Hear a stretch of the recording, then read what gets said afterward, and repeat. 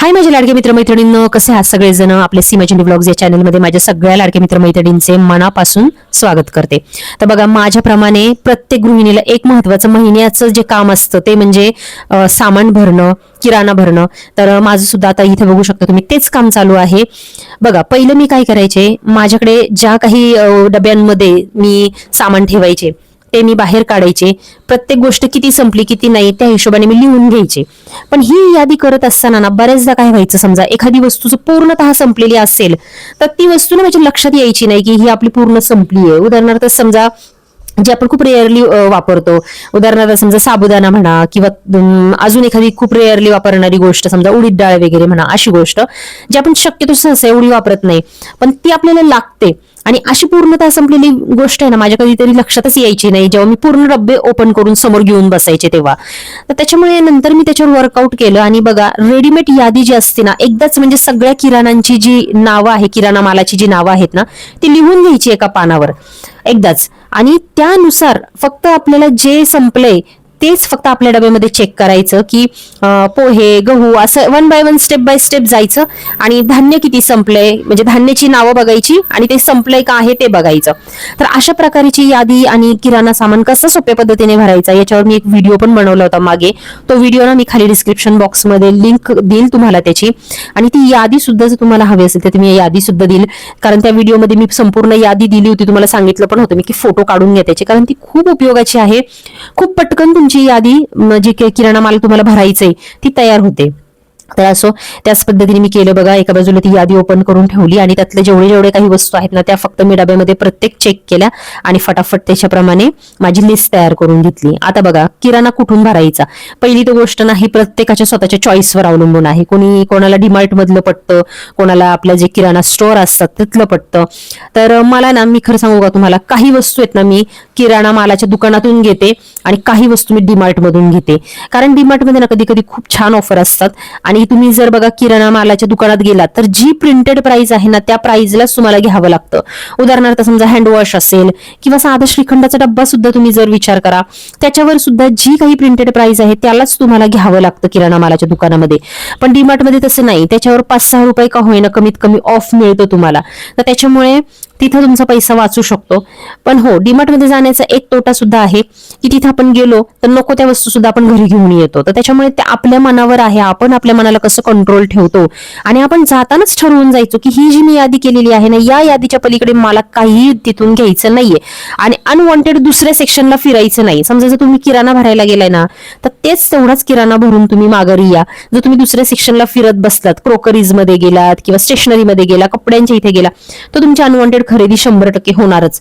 तर त्याच्यामुळे तिथं फिरत न बसता फक्त जेवढी किराणाची मालाची यादी नेलेली आहे तेवढंच सामान तिथून घ्यायचं आणि बिल करून घरी यायचं. जर अशा पद्धतीने तुम्ही डीमार्ट मध्ये शॉपिंग केल्यानंतर तुमचे एक्स्ट्रा पैसे जाणार नाहीत, पण तुमची सेव्हिंग सुद्धा होईल. कारण तिथे ऑफर असतात, तुम्हाला माहिती आहे, एकावर एक फ्री बऱ्याचशा गोष्टी असतात तिथे. आणि मी तर त्या असं शक्यतो ऑफर मधल्या गोष्टी ज्या असतात ना त्या घ्यायला खूप प्रेफर करते.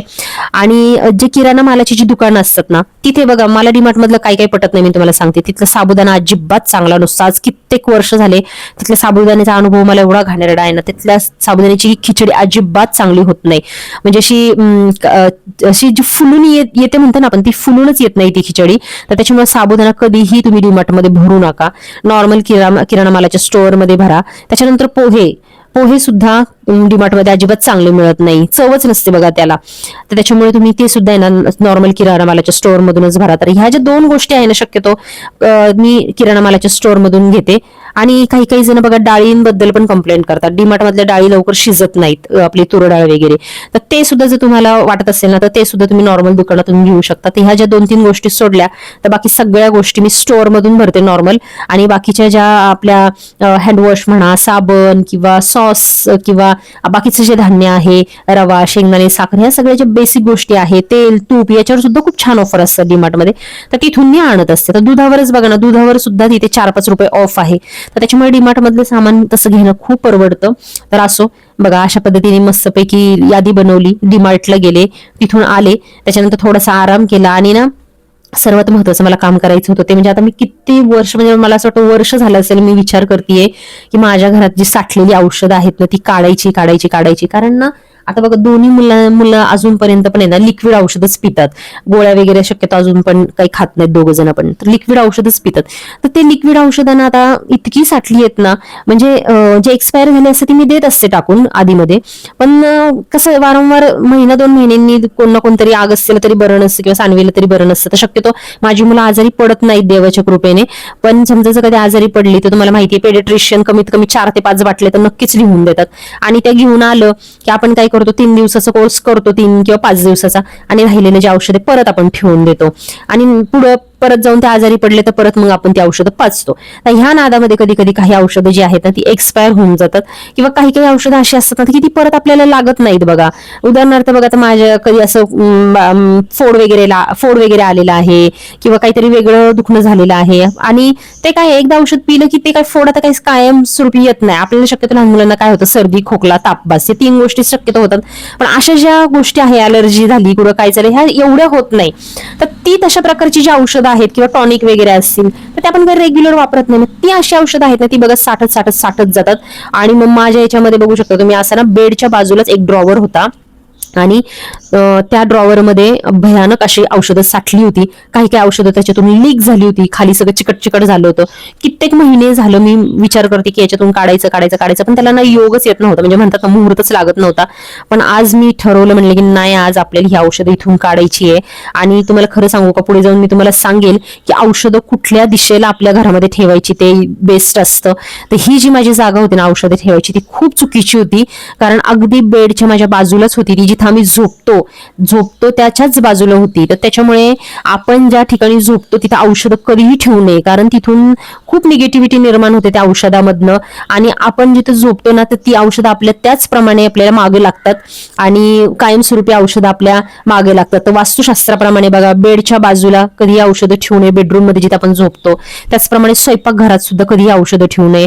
स्वयंपाकघरात न ठेवण्याचं कारण म्हणजे असं आहे की स्वयंपाकघरामध्ये आपण काय बनवतो, अन्न आपल्याला 3 वेळेला लागतं आणि आयुष्यभर लागतं. तर जसं अन्न लागतं ना तशीच औषध आपल्या मागे लागतात आयुष्यभरासाठी. तर त्याच्यामुळे ती जी एनर्जी आहे अन्नाची, पॉझिटिव्ह एनर्जी आहे, ती त्या औषधांना मिळून तेच आपल्या मागे लागतं. तर अशा पद्धतीने वास्तुशास्त्राचा तो सुद्धा एक प्रकारे नियम आहे की तुम्ही बेडरूम मध्ये आणि तुमच्या किचन मध्ये कधीही औषधं कुठल्याही प्रकारची ठेवू नका. तर मग आता तुम्ही म्हणाल की कुठे औषधं ठेवायची, तर बघा, तुम्हाला जर आजारातून लवकर बरं व्हायचं असेल तर तुम्हाला तुमच्या घराची जी उत्तर दिशा आहे तर उत्तर दिशेला किंवा ईशान्य कोपऱ्यात तुम्ही तुमची घरातली औषधं ठेवू शकता, किंवा पूर्व दिशेला सुद्धा जर तुम्ही औषधं ठेवली तरी सुद्धा चालतात. ह्या 3ही दिशा ज्या आहेत त्या औषधं ठेवण्यासाठी किंवा आजारातून लवकर बरं होण्यासाठी खूप चांगल्या आहेत. तर त्याच्यामुळे ह्या 3 दिशांमध्ये तुम्ही औषधं ठेवू शकता.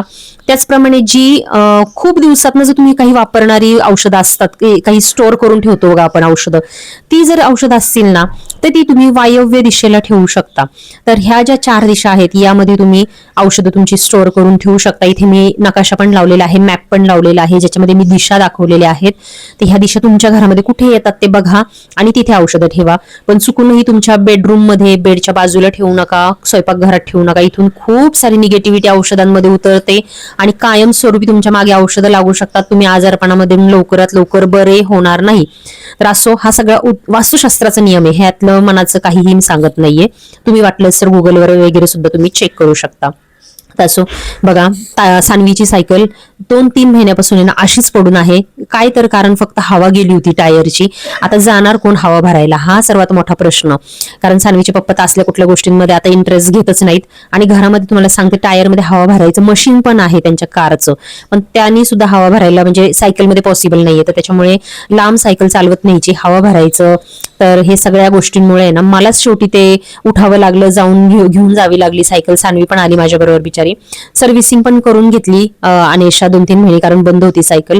आणि ही बारकी जी छोटी सायकल होती ना ती सानवीचीच सायकल आहे. 4 वर्षाची होती जेव्हा 4थ्या बर्थडेला तिला ही गिफ्ट मिळाली होती तिच्या पप्पांकडनं. आणि म्हणलं की चला आता ती तशी पण ती पडूनच आहे, आम्ही काही विकली वगैरे नाही, ती ठेवली. म्हणलं की चला आता अगस्त्यला होईल ती चालवायला, कारण आता तो बऱ्यापैकी त्याची उंची झालेली आहे. आणि हळूहळू तो पण चालवेल शिकायला. आणि नवीन घेण्यापेक्षा जाऊ दे ना, आता ही अजून चालू कंडिशन मध्ये आहे, तर म्हटलं की चला हीच घेऊयात, नंतर थोडी अजून मोठा झाला, अजून चांगली हाईट झाली की नंतर मग एकदम चांगली सायकल त्याला घेता येईल, अशा हिशोबाने त्याची पण सर्व्हिसिंग करून घेतली. तर बघा मुलांसाठी आहे ना, मी सगळ्या गोष्टी सगळ्या जबाबदाऱ्या पार पडायला मागे पुढे अजिबात बघत नाही की हे काम माझं नाही, हे काम तुझं आहे. भले मी विचारून बघते की करणार आहे का, काय करणार आहे का, मागं लागून बघते, पण नाही जर जमलं तर मी त्याच्यासाठी हातावर हात धरून बसत नाही. मी उठते, मी स्वतः जाऊन माझ्या मुलांची जी काही कामं आहेत ना ती करून घेत असते, कारण जर मीच नाही केली तर मग आता अजून परत कोण करणार ना. तर असो बघा, काही काही दिवसात नाही ना आपल्याला असं जरा थोडंसं काहीतरी फंक्शन्स किंवा वेगळ्याच वातावरणात गेलो, काहीतरी वेगळ्या प्रकारे दिवस घालवला ना की खूप बरं वाटतं. तर त्याचप्रमाणे ना आमच्याच लाईनमध्ये ना एक सानवीची मैत्रीण आहे, तर तिच्या बर्थडेला आम्हाला इन्व्हिटेशन होतं. तर म्हटलं की चला, बाजूलाच आहे घर, तर म्हटलं की जाऊया. छान असं त्यांच्या बिल्डिंगच्या पार्किंगमध्ये मस्तपैकी असं बर्थडे सेलिब्रेशन होतं. आणि आता ना अगस्ती पहिला छोटा होता ना, एकटा अजिबात जायला मागायचं नाही कुठं, त्याला मला म्हणायचं तूच चल, तूच बस, सानवी बरोबर सुद्धा कुठंच जायचं नाही. पण आता आहे ना त्याला बऱ्यापैकी समजतं. आणि असं ना मुलांमध्ये एकत्र कुठल्याही फंक्शन मध्ये आता मुलांना नेलं पाहिजे आपण, कारण आले गेल्याशिवाय सुद्धा कळत नाही आणि मुलांना सवय पण लागत नाही ना माणसांची. तर त्याच्यामुळे मी त्यांना नेत असते दोघांना पण, इन्व्हिटेशन आलं तर कुठल्याही फंक्शन मध्ये. तर असो बघा, मुलं तर दिवसभर असे त्यांची बिचाऱ्यांची शाळा, क्लासेस, कुठल्या ऍक्टिव्हिटी मध्ये बिझी, हे सगळ्या गोष्टी चालू असतात. पण त्याच्यातल्या त्याच्यात त्यांना जर असं नेलं ना की त्यांना सुद्धा खूप बरं वाटतं.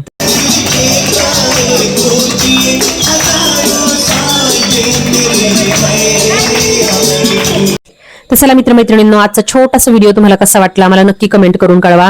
आणि आपल्या चॅनलवर जर तुम्ही नवीन असाल तर प्लीज आपल्या चॅनलला सबस्क्राईब करायला विसरू नका. आणि हो, माझं जे नवीन इंस्टाग्राम चॅनल आहे, इंस्टाग्राम अकाउंट आहे शॉप विथ सीमा झेंडे, या इंस्टाग्राम अकाउंटला प्लीज प्लीज प्लीज फॉलो करा, कारण त्याच्यावर ना मी खूप छान छान नवीन नवीन प्रोडक्ट्स आणते तुमच्यासाठी.